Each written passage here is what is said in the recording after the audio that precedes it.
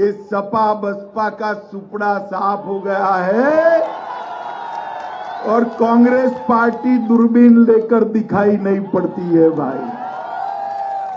केवल और केवल भारतीय जनता पार्टी और कमल निशान का झंडा बुलंद है, कमल निशान का झंडा। अमित शाह का दावा है कि समाजवादी पार्टी का सफाया होने जा रहा है।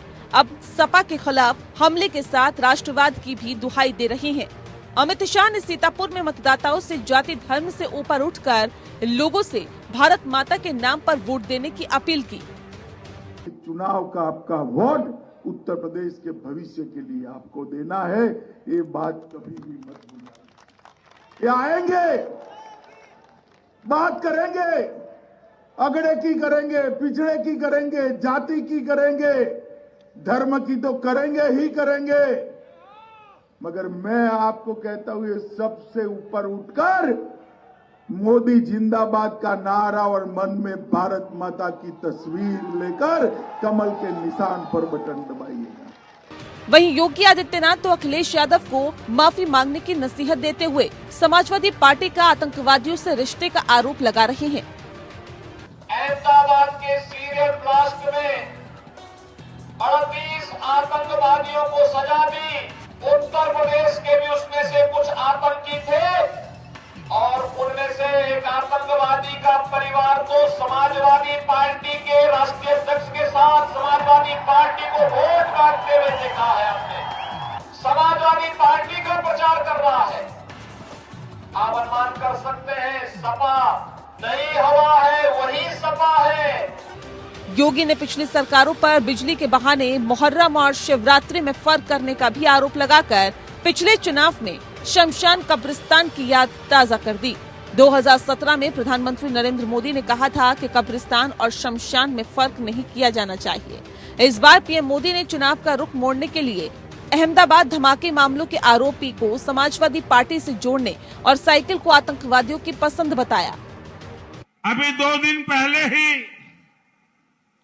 अहमदाबाद बम धमाके के दोषियों को सजा मिली है। कुछ राजनीतिक दल ऐसे ही आतंकवादियों के प्रति मेहरबान रहे हैं। ये राजनीतिक दल वोट बैंक के स्वार्थ में आतंकवाद को लेकर नरमी बरतते रहे हैं। साइकिल को आतंकवादियों की पसंद बताने और धमाके दोषियों से जोड़ने पर अखिलेश यादव ने प्रधानमंत्री मोदी पर नाम लिए बगैर हमला बोला। रायबरेली में पार्टी के प्रत्याशी के लिए प्रचार करते हुए अखिलेश ने इशारों ही इशारों में बैंक का हजारों करोड़ का कर्ज लेकर भागने वालों से रिश्ते को लेकर प्रधानमंत्री मोदी पर निशाना साधा। ये सरकार अमीरों की सरकार है। जब जब इन्हें मौका मिलता है ये अमीरों की मदद करते हैं। जैसे ही बीजेपी की सरकार आई, बड़े बड़े उद्योगपति भारत का पैसा लेके भाग गए, आपका बैंकों में जमा पैसा लेकर के भाग गए। यहाँ गरीब अगर 50,000 रुपया ले ले तो उसको हवालात में बंद कर देते हैं। लेकिन सोचिए आप 28 बैंकों का पैसा लेकर के 23,000 करोड़ एक उद्योगपति भाग गया। वो कहाँ का था बताओ? और जो पहले पैसा लेके भागे वो बताओ कहाँ के थे? जब वहां के थे तो बताओ उत्तर प्रदेश को बचाओगे कि नहीं बचाओगे? अखिलेश ये भी दावा कर रहे हैं कि चौथे चरण में उनकी पार्टी डबल सेंचुरी पूरी कर लेगी।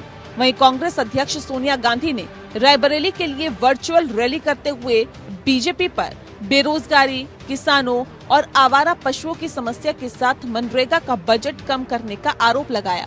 सोनिया ने कहा कि बीजेपी ने देश में अलगाव पैदा करने के अलावा कोई काम नहीं किया।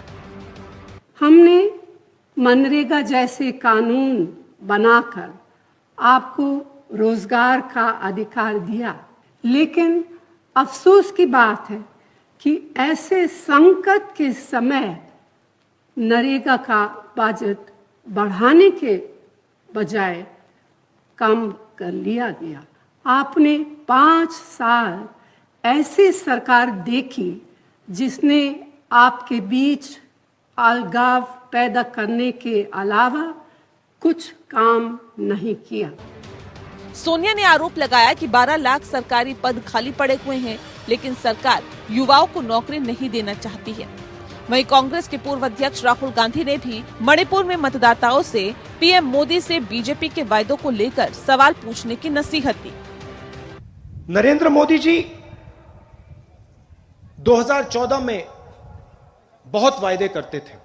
अब मैं आपसे पूछना चाहता हूं, अब जब नरेंद्र मोदी आते हैं, कल आएंगे, तो वो रोजगार की बात क्यों नहीं करते? 15 लाख रुपए देने की बात क्यों नहीं करते? किसानों की आमदनी की बात क्यों नहीं करते? नोटबंदी की बात क्यों नहीं करते? गलत जीएसटी की बात क्यों नहीं करते? किसानों के खिलाफ 3 कानून जो उन्होंने लागू किए उसकी बात क्यों नहीं करते? वहीं पंजाब चुनाव से फारिग होकर दिल्ली के मुख्यमंत्री अरविंद केजरीवाल आम आदमी पार्टी के प्रचार के लिए लखनऊ पहुंचे। यहां उन्होंने अपनी तुलना शोले फिल्म के गब्बर सिंह से कर डाली। मैं बताता हूं मामला क्या है। आतंकवादी 2 तरह के होते हैं। एक वो आतंकवादी होता है जो जनता को डराता है, और एक वो आतंकवादी होता है जो भ्रष्टाचारियों को डराता है।